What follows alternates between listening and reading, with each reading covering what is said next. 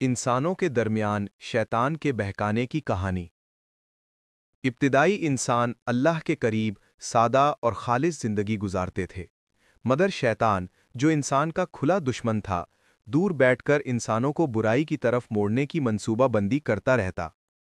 उसने देखा कि लोग अपने नेक और इबादत गुजार बुजुर्गों से बहुत मोहब्बत करते हैं। बस वहीं से उसने वसवसा डालना शुरू किया।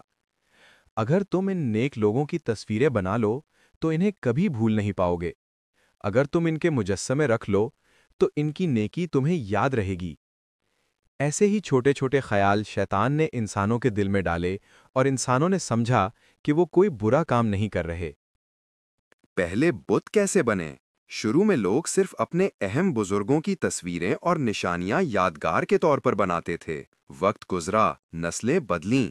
नई नस्ल ने इन तस्वीरों को देखा और समझा कि शायद इनके बाप दादा इन हस्तियों की ताजीम करते थे। शैतान ने मजीद बहकाया, ये लोग तुम्हारे मुहाफिज हैं, इनकी इज्जत करो, इनके सामने झुको। यूं यादगार आहिस्ता आहिस्ता बुत बनती गईं। किस तरह मिट्टी से बुत तैयार हुए? इंसानों ने पहले छोटी छोटी शक्लें बनाना शुरू कीं।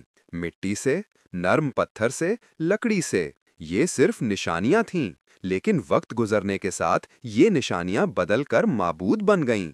लोगों ने कहा, ये हमारे लिए बरकत लाते हैं, ये हमें नुकसान से बचाते हैं। यूं पहली बार जमीन पर शिर्क का अंधेरा फैला।